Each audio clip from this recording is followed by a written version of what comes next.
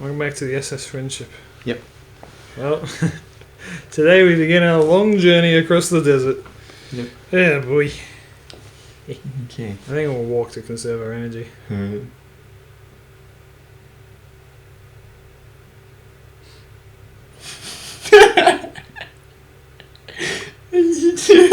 forgot my suit. Yeah. Oh, look, there's a pub over there. Yeah. So, like, 20 episodes ago, Yep. I mentioned briefly a thing about Fanart. I just kind of want to talk about it. It's just another thing that's kind of been on my mind recently. Yep. I can't do Fanart. Oh. And when I mean say that, I know it's got. No, stop. This guy. Yeah. I find it really hard to come up with ideas to draw for Fanart. Do you have that problem? I mean, I know you don't draw as much as me. Well, when I do Oh God, where am I going? other people's characters, Yeah. Ah, no. I think I've usually done it for a purpose of some kind. See, I've drawn fan art before in the past. You know, quite a bit. You just draw a character, a nice little portrait thing. Yeah, but I really, really heavily struggle to draw anything other than that. Yeah. Well, I mean, like, well, even that, like, what I mean is that, like, I can't, it doesn't just come to me. It doesn't just pop into my mind. And it does so naturally for other people, it makes me envious. So, and I think I know the reason for it. When I was a kid, Yep. You'd remember that because you were also a kid. Yeah. Basically, we made up our own video games and we would Yeah. draw things for it and stuff. Yeah. And it was so easy to do. So easy. It just completely like rolled off the thing.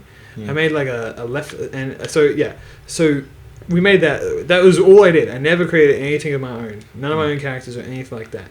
And I really enjoyed it. But I kind of was thinking to myself, you know, if I want to be an artist, I got to make my own characters, right? Yeah. And after I made a Left 4 Dead game, I was like, I want to make my own zombie game because I was really into Left 4 Dead at the time. So I made a game called Left Behind. Right? Yeah. And the whole goal of that, I made a game called Left Behind, and the kind of mission statement of it, as you will, is to make every single thing my own, right? All my own zombies and characters and stuff. A lot of the ideas, of course, were inspired by Left 4 Dead, but they were all my own creation, and it was a lot of fun, right? And so from that point onwards, I created more games and more ideas and stuff like that. Was that your first story? Was it? It was my first original one, yeah. Because when I did, I started Dame Legacy for that sort of reason. Well, I started off with a character and then I turned it into a story. Undermon. Yeah. It was a really bad name, that's why it's called Damn Legacy now. Also, like, you don't want to get in trouble with other mons, so...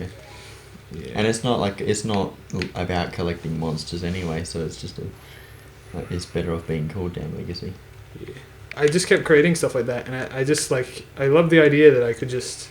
Not love the idea. I just thought, you know, this is the way to be, you know? Just create your own stuff. Always be original. Yeah. And I love doing that. I love being original and stuff like that. But it's weirdly hindered me now in the reverse sense. Where now, instead of just being able to draw fan art all the time, because I was only like, you know, 10 to 15 or something like that. Probably less than 15, definitely. But before I started drawing my own stuff. But I just did it all the time. Like, all the time. I was like, I'm going to draw this and I'm going to draw that. And I just did. Yeah. Know? No thought about it. No, like, construction. And nowadays when I want to do fan art, I have to actively stop and think about it, you know? I find it envious. I follow a lot of artists and stuff on Tumblr and Twitter and things, and all they do is fan art. Yeah. And I can't. I just can't do it. I want to be like that. You know? This idea of just being able to, like, I like this character, so I'm going to draw them a million times. I see it so often. Do you see that, like, on Twitter and stuff, where people are like, man, I love this character, and this is all I draw. I wish I was like that. I wish I could do that. Because, you know, that's the number one way as an artist to get recognition is to draw fan art. Because who's going to look up Cast a Psychopath? Fucking no one. But who's going to look up Transformers? Everyone. Everyone loves Transformers. Yeah. You get what I mean, though. Yeah. Well, so it's really, really important as an artist to do fan art. But, like, I find it so hard. Like, I don't just go, I'm going to draw a picture of Spinel doing a backflip. No. I go, I want to do some fan art. So let me think. I'm interested in this character now, I think. Okay, now what could they be doing? I could do that, but that's kind of lame and not really my thing.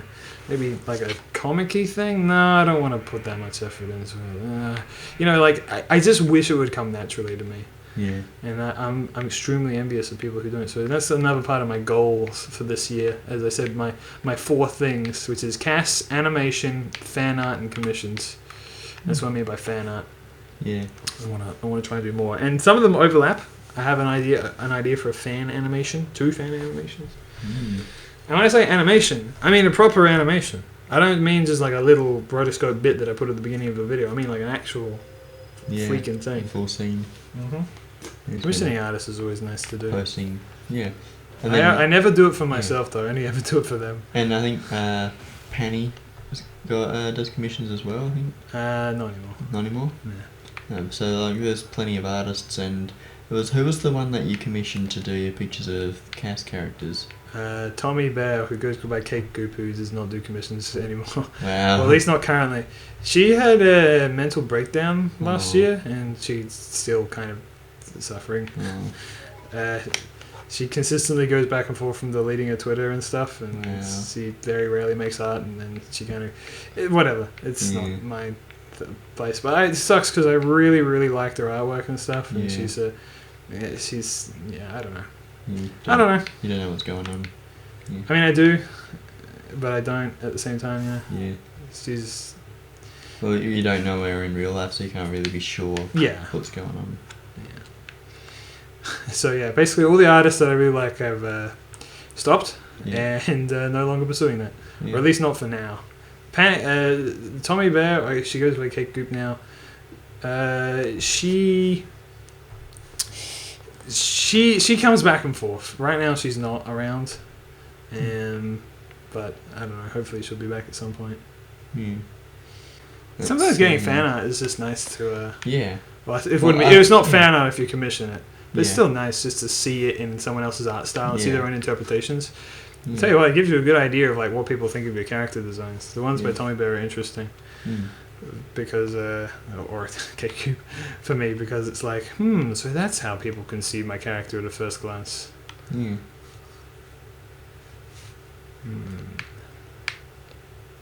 can I look through this if there is... The Mage Eric does like a whole, like, they've got like a sort of catalogue thing, like there's a bunch of different ones you can buy, and so...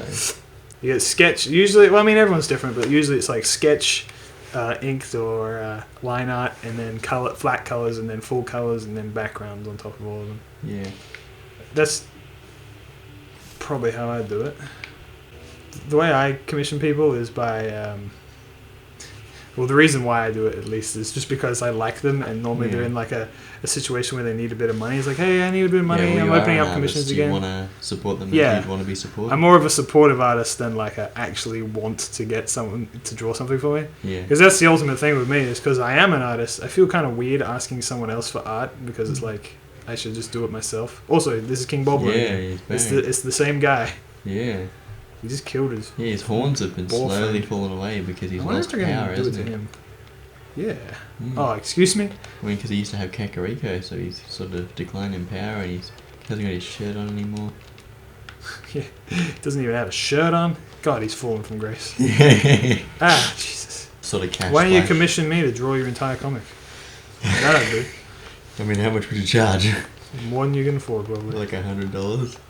For the whole comic? I don't even know how long the comic's going to be. Alright, well clearly you don't know. It could be like 15 pages. If I'm honest, I don't properly know what good commission prices are. No. But I'll tell you this much, it's always more than you think. Yeah. Or how much a person is worth. Because you're paying them for their hours, right? It's not just like, hey, I doodled this in 15 minutes, pay me $1,000. It's not that. Typically the amount that someone charges is literally just... It translates to how many hours of work it will take, typically, right? So that's why art from commissions should at least be priced fairly high, because it's like it's their job. It literally is their job. So yeah. But everyone's different as well. There are cheap artists, there are expensive artists. It's just like whatever you want, All right, well, we got through the entire desert in one episode. Next time, let's go and sort Okay. That's funny.